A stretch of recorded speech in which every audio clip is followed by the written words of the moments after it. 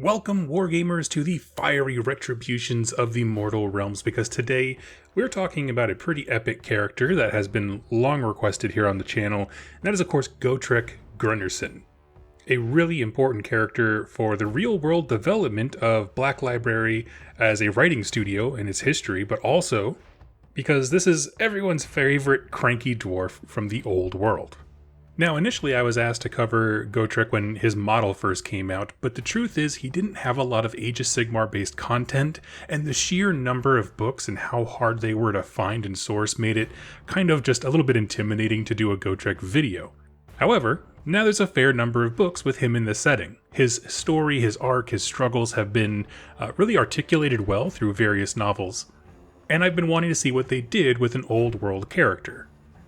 Right, is this nostalgia bait, or is this more of a long-term perspective in the mortal realms? And I'm happy to say he's definitely the latter. Gotrek's travels take him from an eternal hell of fighting in the realms of chaos to the fiery plains of Akshi to Shyish and all places in between, fighting everything from Gits to Skaven, Flesh-Eater Courts, Deepkin. And so today we are going to reintroduce ourselves to Gotrek, specifically his place in the mortal realms ecosystem, how he got here, and what he's been up to lately. And I'm going to put this here, spoiler alert. I'm going to painfully abbreviate for those of you who love these books, the content of them to kind of get our broad strokes. I'm not going on a play-by-play on each story. Really what I want to do in this video is introduce Gotrek as a character and what his personal struggles are in this setting. So we're going to yada yada a bit of the books, but I am going to give minor spoilers, at least for some of the content. And we'll end, as always, with why is this character cool? Why was he worth bringing forward, and did they deliver on that? And we're going to cover all that right after a quick word from this week's sponsor. Plunder dwarven holds. Fight through hordes of foes while your torchlight slowly is consumed by darkness, with nothing to calm you but your flask of weapons-grade ale. This week's videos are sponsored by Torch and Shield, created by Grimscald Games. It is now on Kickstarter, and if you love dwarves in any context, you will love this game. Torch and Shield is a dungeon diving skirmish game that sees various dwarven clans going into long abandoned depths of their ancient ancestral holds to plunder wealth, weapons, technology, and forbidden lore. You play as the head of one such expedition, and along your journey to riches and glory, you'll need to survive and outwit other dwarves, as well as the many horrors that have made their homes in the caverns below. If you are looking for a fantastic skirmish game that is very lightweight, you can use whatever miniatures you want and terrain you want, please take a second, go check out this game because it is really cool. Thank you for your time. Now back to your regularly scheduled Dwarven content.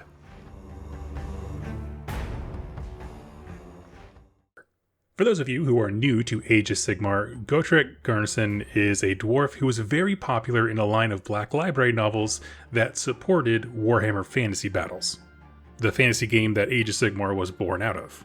And there are a whole bunch of different books, many detailing the adventures and misadventures of Gotrek and his human friend Felix. Gotrek himself was a dwarven slayer, an old world dwarf fighter that had taken an oath to die in battle. He was just going to keep fighting until he no longer could. So the book series is him traveling around trying to basically do that, but making the world a better place as he does. Better might be a strong word. Slightly safer because he killed everyone who could hold a weapon against him. But he's a good character with good motivations, but he has that very dwarven outlook, which has always made him a very captivating character into understanding that faction, making them a bit more alien but also understandable. Now, I understand that that is a huge simplification of the awesome stories that were written. I've read like 2 of the old world ones, and they're great, but I couldn't find all of them, and Gotrek doesn't have that nostalgia factor for me. So in the comments below, if you can shed more insight into why these books are so excellent, which ones are still worth reading or that you really love, please place them down below. I always pin the most helpful comments, and so people wanting to learn more about Gotrek in the old world, please help us. I rely on this awesome community to help me out with fantasy battle stuff because, quite frankly, I missed a lot of it. But let's talk about this character in the context of Age of Sigmar. The bulk of information about Gotrek arriving in the mortal realms is in the book Realmslayer, which I listened to in audio drama form. I can highly recommend this book for sure. So what do we learn about his, new origins? We'll call it his new origin. There we go. Gotrek is found in the Realm of Fire by a local Fire Slayer hold, Karag Unbak.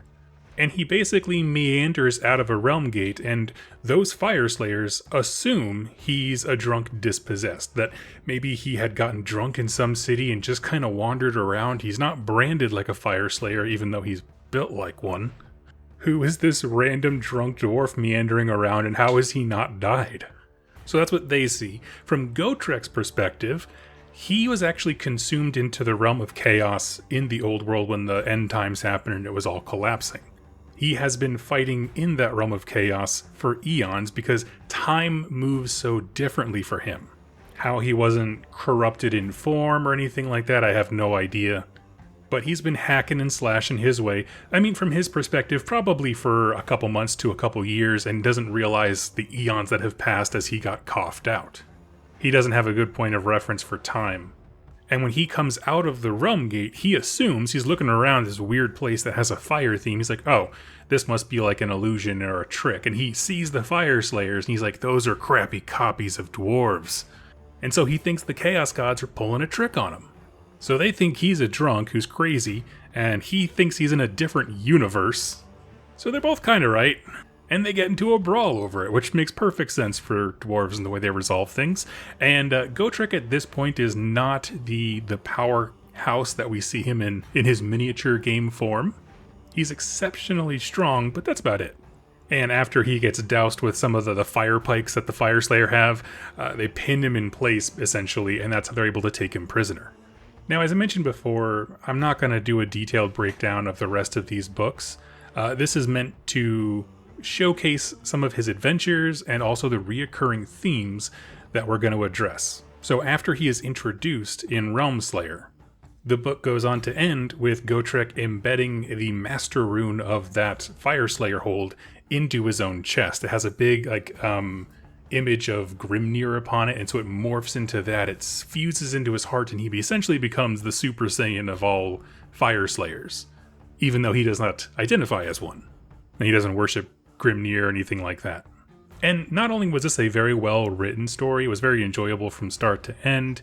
It molds the shape of Grimnir and Gotrek into a character that establishes him in the mortal realms with this demigod-like power to make him fit into the power curve.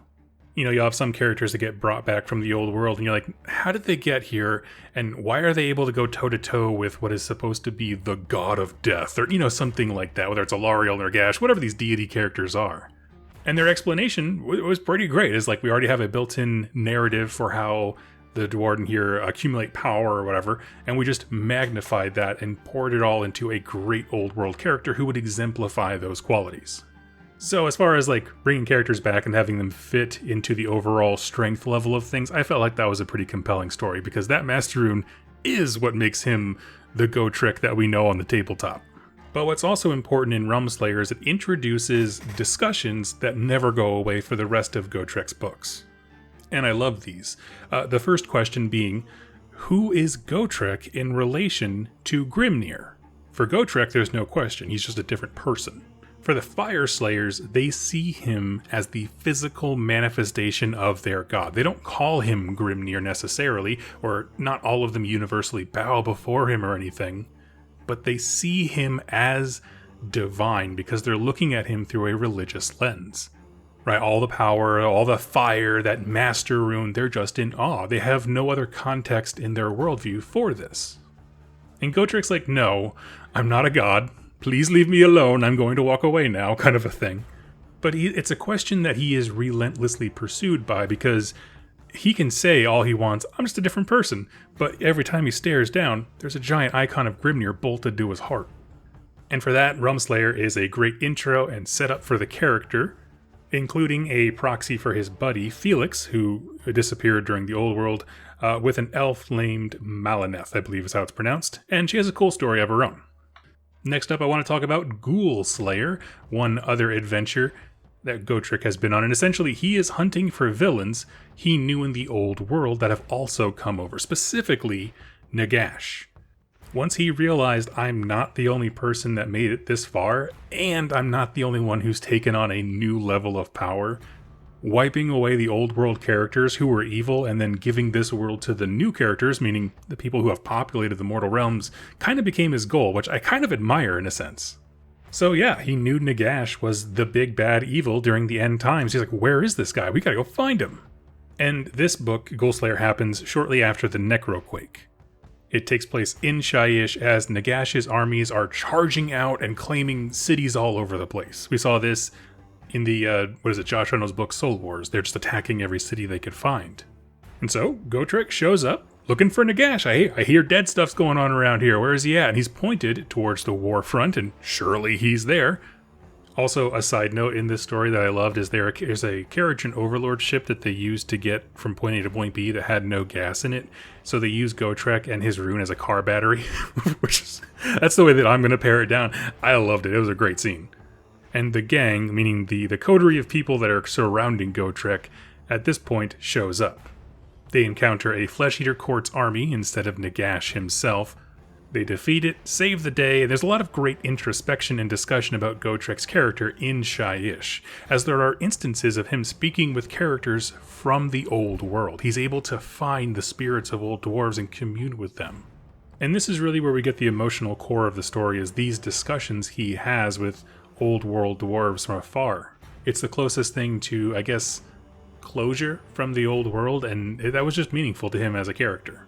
Eventually seeing the size and just the sheer scale of the Necroquake, and that there's just a lot of people who need help, he puts aside his hunting of Nagash and just tries to go around and help people. But first, he wants his axe. And there's a great novella called The Bone Desert that was about that very thing. Here's the short of it. He gets the axe. There's not much to it, but I really did enjoy it. I talked about it. This is one of those first wave of novellas that Games Workshop did a while back. I think they only did like 2 or 3 waves of those. But it was a good read. And then we move into Gitslayer, which is very much the same in terms of it's an adventure that calls Gotrek and Malanath in this time to fight the Gloomspite Gits, and serves to deepen the character connection between them, which I really did enjoy.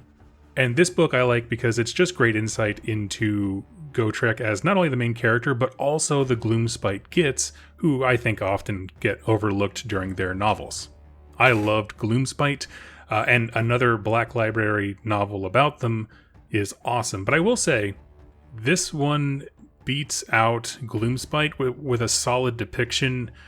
If you want a Gloomspite Gits army in action, so like to visualize that, Gloomspite is very much just a Doom comes to this town kind of a thing, whereas I felt like Gitslayer, it's more like army versus army that we like to read about to imagine on the tabletop. You just see them acting like goblins, which is fun. But the real overarching character development here, I would say personally, is that Gotrek begins to open up to other characters in this new setting. And next up is Soul Slayer, which features Gotrek and a Fire Slayer Lodge marching out to go fight some Deepkin. Well, they at least eventually end up fighting some Deepkin, who are attracted to the immensely powerful soul that Gotrek has. And this is where I think there's a lot of good discussion in the book about Gotrek in the context of Grimnir here. Like, if I lose myself, will Grimnir take over? What is the nature of the self then? And so those are his appearances in the mortal realms, but let's end this discussion as we always do with, why is this cool? Why is Gotrek such an important and impressive character to write so many books in the old world and then bring him forward with at least a few awesome novels? Well, while these stories that I gave here were not full synopsis, and you absolutely should read them all for yourselves because they're quite enjoyable, Bone Desert being the one that's so small, give it a pass if you don't already have it. But I wanted to showcase him because he is a character whose one perspective covers so much of the mortal realms, and he touches so much of it. But what I mean is, he's so well traveled that we see discussions about the nature of death and the soul in Shyish. We see matters of deity-level conversations with fire slayers in Akshi. He has a fate that he doesn't understand, but by him traveling to unravel his own personal mystery, we are given these fantastic on-the-ground insights into the mortal realms. And honestly, I think that's what he brought to the old world as well. Like I said, I read 2 of the older books, and that's what I felt like. He comes to a place They have an adventure, he has a character arc, there's some growth, there's some change, some awesome epic fight scenes, and then I get to see another part of the world in the next book. Sure, there's an overarching narrative of consequences that follow him or whatever, but on the whole, it's an adventure series where we get to see the world from somebody else's eyes. And he's such an interesting and likable character who has his own, like I said, his own internal, the nature of me kind of conversations, that he's a very fun person to follow. Meaning that he is, if nothing else, a wonderful narrative vehicle for touring the Mortal Realms. You could have a book about him in a realm with any faction as his enemy, and you could probably write a pretty compelling story for it. But rather than his adventures, let's step back and talk about the character for a bit. He is also, of course, an analog for anyone who was pushed away from Fantasy Battles, or Games Workshop rather, by the launch of Age of Sigmar, and is trying to come back and understand it. And that's something I think the writer Darius Hinks, who has predominantly done the Gotrek work here, he knew. His interactions with the Mortal Realms are as someone who doesn't understand them, which makes his perspective important both for new people, because he experiences the world, like I said, on a ground level for us, but also validates some of those feelings where it's like, we used to call ourselves dwarves, we don't say dwarden. Kind of tongue-in-cheek stuff, so it's a great character for that reason as well. I love the struggle of identity that Gotrek faces. I covered this in the Stormcast Eternals video, just the idea of what is the nature of the self. What do the memories and lessons of a dead world matter here? What are my core values? Who can I trust? Who should I hunt or fight? And you level on top of that all the side characters whose perspectives also tell us about Gotrek. Some worship him as a deity, or at least the emblem of one. Some want to use him to further their own aims, kill him, take the rune. Others want to establish him as a military and, like I said, a political icon, something like that. And it makes him compelling, because I love learning more about him from everybody else perceiving him. And I do like that they added him pretty high to the power curve, meaning he is head and shoulders stronger than any other dwarf alive. I do not think after he put the rune in, the trick that they used to capture him initially would have ever worked. Go watch any battle report with Gotrek in it. Which is wonderful, because he feels like he needed to be. He is a standout character, and they gave him a great narrative reason to stand out, but also have a foot in the door with the lore of the Mortal Realms. He is inextricably linked somehow to Grimnir. Now, here is what I would love. I'm going to close out this video with my own personal headcanon, right? Something I would love to see for the story of Gotrek. A character that I learned about in the Old World that I was told to read on, and I did, was Malice Darkblade, an Old World Dark Elf who had a demon mode that he could unleash. I want something like that, but for Grimnir. That dual nature, personality, wrestling with the spirit of Grimnir, where maybe he goes into a blackout and becomes the actual avatar wreathed in flame. Give the Fire Slayers a version of Gotrek that is all flame like the Grimnir art, and just say it's like the avatar, kind of like we have the avatar of Cain or whatever, and that it cannot be included in an army with Gotrek. And I think all of those things could be used to make some very clever and crafty fight scenes, which these books really do deliver on well. And it really has conveyed the awe and spectacle that the Fire Slayers see when they look at Gotrek. So friends, those are my thoughts on Gotrek Gurnisson here in the Mortal Realms. I would love to hear yours. Like I said, if you have recommendations for Old World books, please leave them down below, as I would love to read them. Thank you so much for watching and listening, and I will catch you next time. Happy wargaming.